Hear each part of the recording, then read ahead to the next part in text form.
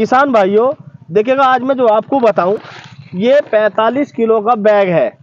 पहले जो हमारे कट्टे मिलते थे उसमें हमें कुछ नहीं दिखाई देता था, हमें केवल यही पता था कि 266 रुपए का हमारा एक बैग यूरिया आता है।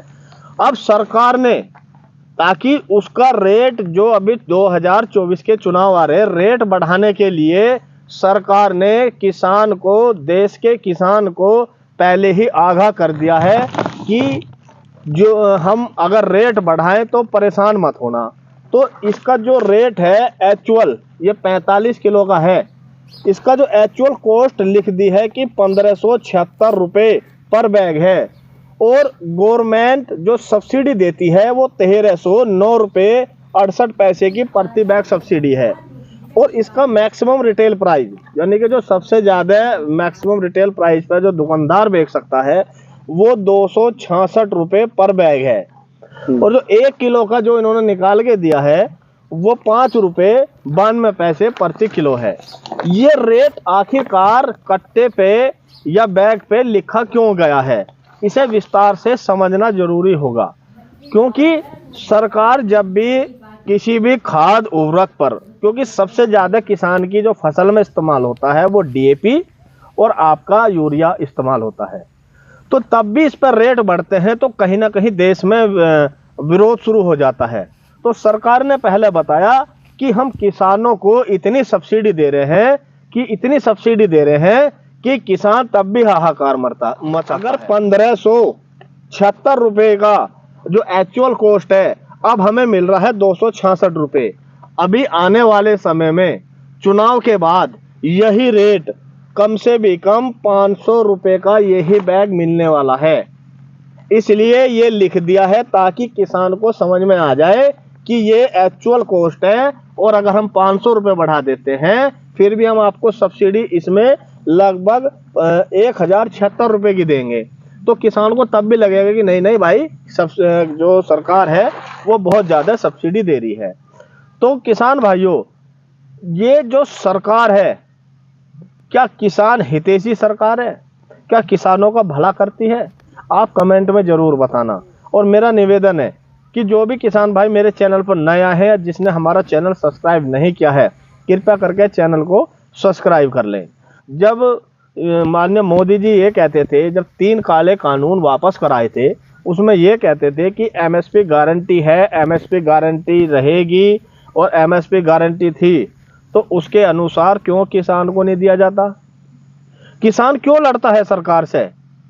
सबसे बड़ी बात तो यही है कि जो किसान फसल उगाता है उसका रेट जो दिल्ली में बैठे हुए या राज्य में बैठे हुए जो मिनिस्टर लोग बनाए जाते हैं, जिसको कृषि का ABCD ज्ञान नहीं, वो तो कृषि मंत्री बन जा, जिसे शिक्षा का ज्ञान नहीं वो शिक्षा मंत्री बन जा, खेती का पता ही नहीं कहाँ बुरी, कौन से महीने में बुरी, कितनी लागत आ रही, उसका भाव किसान का वो तय करें।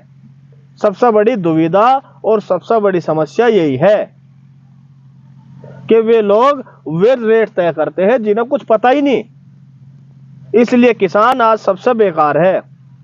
वर्ल्ड बैंक की एक रिपोर्ट आई थी जो ये कहता है कि हमें हिंदुस्तान के अंदर, देश के अंदर, हमें किसान नहीं एक मजदूर चाहिए, और जब यहाँ मजदूर बन जाएंगे तो किसान तराही तराही मच जाएगी, उसका लालन पोषण भरण, बच्चों की पढ़ाई, कंक्रीट मकान, दुकान बनाना, ब्याह शादी, इन चीजों में सब बाधा बनेगी, और कहीं ना कहीं वो पैसों से वंचित होगा।